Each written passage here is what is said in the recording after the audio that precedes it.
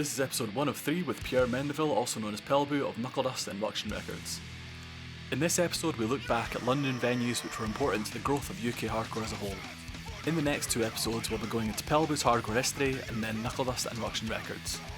Today I'll just mention that a lot of the footage used is from Rucktion TV, so a big thank you to Andrew, Nolan and Rucktion for letting me use it. I'd recommend checking out the Rucktion channel as it catalogues perfectly UK hardcore from the late 90s to the current day. We sat down for nearly 2 hours, so I really have to thank Pelbu for welcoming me into his home and sharing so many stories.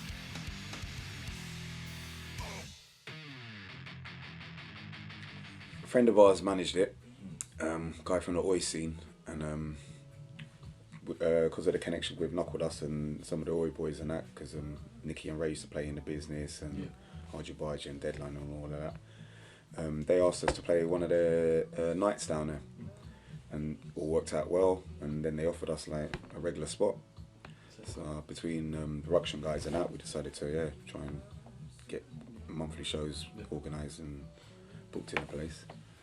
And just went from there really, and just kind of slowly built up, and mainly down to the support of the managers there that let us carry on, because not every show was that well attended. You know what I mean? It just depended, but the vibes were always good. There was a lot of memorable shows there though. It's definitely a unique place. The vibe there, and what with the alleyway at the back and that, you know what I mean? Then it's pretty relaxed for central London.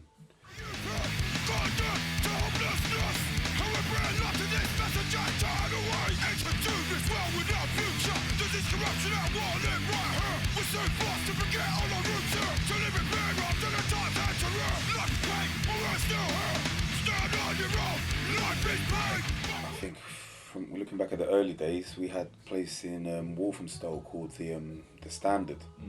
Like, it's quite a big venue, and there's not much around there. There's a tube station right across the road though, which is the main thing for us at the time. But some metal dudes used to run the place, and I must have known one of them because they asked us if we wanted to collaborate on a show, knowing that I played in Knuckledust and whatnot. And same thing, worked out well, and then next thing I know, I'm booking all days there. Like every 6 months or something at a time. And it was more of a mix of like punk, hardcore, some oi, all our mates basically that were playing in bands at the time, and didn't really have much of a scene around us sort of thing, except each other. And it just worked out really great, because it attracted people from all over the country. We get like area effect down, and they'd bring people from Manchester and up north. And it was a massive party, everyone got on, and got a good vibe and a good reputation, and done a few more, and that was how kind of Damage Control was birthed, and that was like our festival. It must have been 98 when we started doing stuff like the Standard, and that just continued like yearly for a fair bit. I mean, we had some gaps in the odd years and that, when other things were going on and whatnot, we couldn't get the venues or the dates that we wanted, but We're still here!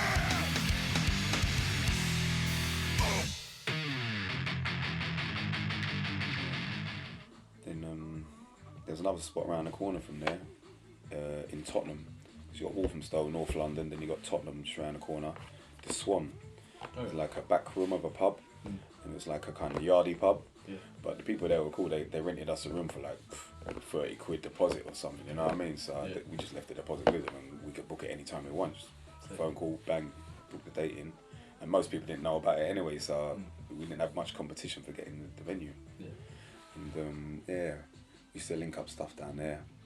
And that was pretty much anything goes sort of thing, because being a back room off the street side and everything, and then once you're in there, everyone was just smoking and doing whatever, you know what I mean, back in them days.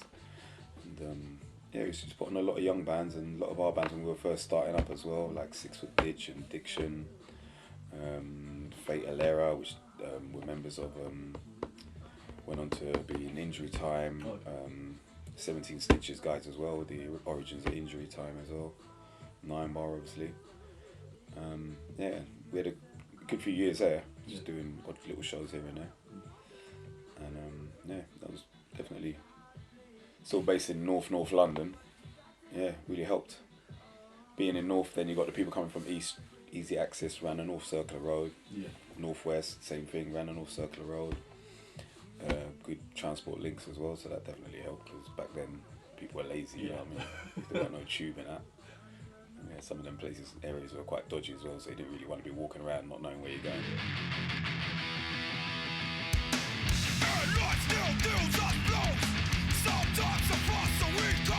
Yeah, there's a little venue there we had for a little while, and yeah, it was good, man, because bands like Shattered Realm played there when they first come over, Crutch played there, Denied, loads of bands going through, the local bands and that, and yeah, we had a good hand in that as well. A lot of our bands used to play there regularly. Yeah, it was a nice relaxed spot, to be honest. Yeah. The manager was okay with us, so.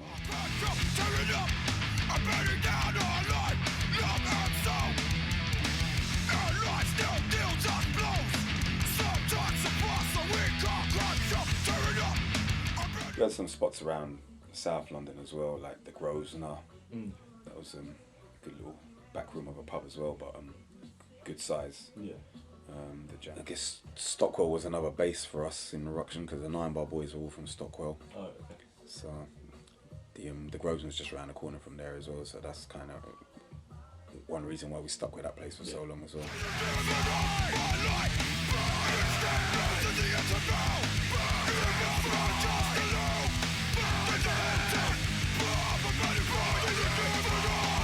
Jam Bar, we ended up doing damage controls in there for a while. Oh, okay. And that was a big venue in a way, because it had the 2 halves in it. You had the bar side and the venue half, okay. And both quite decent size. But yeah, good shows in there. All the Rucktion bands on damage controls mainly, and it's like an excuse just to get everyone together and that back then. So, but people seem to like it. And each band would bring their own little crew of people out as well. So it was always a big party, you know. Everyone was kind of related in a way through the bands that we were all in. So that worked out well for a bit.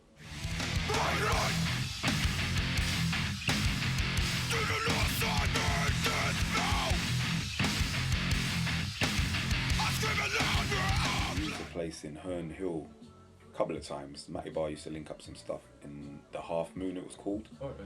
Just near Herne Hill Station by the bridge. And yeah, we used to play some shows down there with like some Oi bands like Gundog and Knuckledust playing 9 Bar obviously. And yeah, that was a cool little spot, but it didn't really get used that much, to be honest. I'm not sure why we moved on from there too quickly, but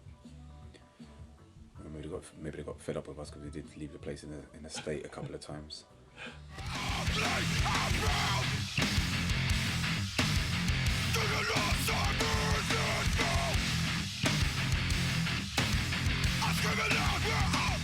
It's a venue called The Cartoon. The Diction Boys, I think, had a hand in that one. Oh, okay. And used to invite us all down. Now that was a trek. Yeah. Even just driving to Croydon from like here, it took ages. You know what I mean? Yeah. And yeah, we couldn't get. I don't think I would get the train down there, because I wouldn't know where to begin to get to the Cartoon. You know what I mean? Even from Croydon Central Station or whatever. But yeah. But we had lot of good shows on there. I think there's lots of footage of that on the Rucktion YouTube channel now as well. From that era. That was like early days of Diction. When they first come out, started playing almost like pop punk sounding music. Yeah. And then we link up with them, and we all got on really well together and that. And then their sound slowly changed to a more like heavier, beat downy, hardcore-y sound. And from that moment, then we were just always used to play together. And there was a southern connection.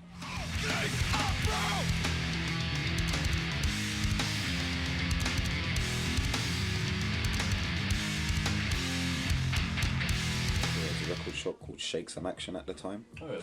And they had bands playing in there on occasion. And I think Knuckledust played there once. But I think we were doing 2 shows in the same day, so we went down there, played a show in a day, and then we went somewhere else to play a show. But yeah, it's just a record shop basically. I just moved the CDs out of the way, and then you're just there playing. But it's a bit different.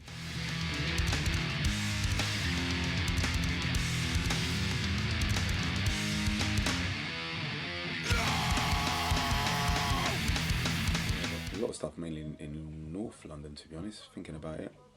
Around Camden, obviously. Yeah. Best place. You got the Underworld, which used to put on little bands supporting any touring bands.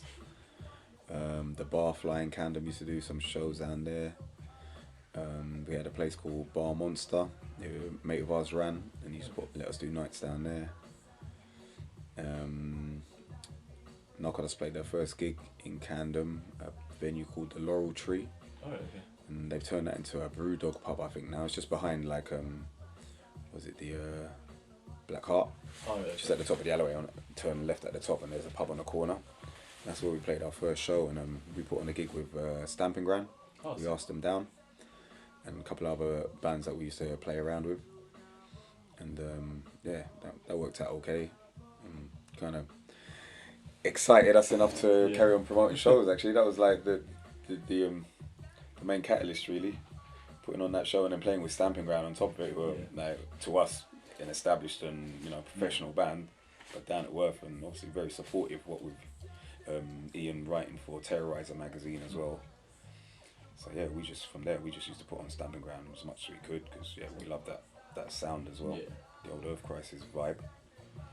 And they'd offer us gigs and vice versa, and we'd introduce them to all the other bands that we were playing with, or he'd introduce us to new bands that he'd be getting demos from and that, and just kind of built from there, really. And on occasion they'd be going out to Europe playing these mad straight edge vegan festivals and that, a H8000 type thing. And they'd take me and Ray along, or whoever wanted to come along. We'd just go along with them and check it all out. Big vegan straight edge festivals, and then us pissheads there, like, we're like, wow, this is mad. Enough people singing about saving animals and that. It was like different to us, you know what I mean? We had nothing like that in England back then. We had just about a scene with a couple of bands playing, you know what I mean? And, that definitely inspired us a lot, though. The organisation and just like the vibes there. Everything was just run by people like us, you know what I mean? Just kids. And it's all professional, man. Like, no troubles, good vibes. It spurred us on, man. We wanted to build something in the UK like that. And just by putting bands on, and luckily the bands we worked with were all like similar attitude to what we had, and at the time similar age range, so things definitely worked. Snowballed from there.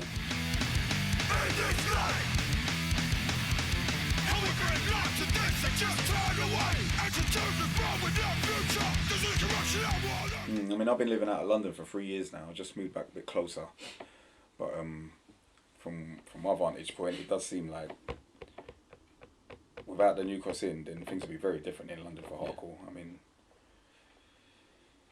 it's like most of the spots, the regular spots, are just becoming harder and harder to book shows in. And I guess the music scene in general having less venues, then it means there's going to be more demand put on them from other scenes and other music, you know what I mean, to use. But Newcastle scene seems to be really hot on supporting the hardcore thing, so every band seems to be going through that at the moment. It's like what the Underworld used to be doing, like, in our time. And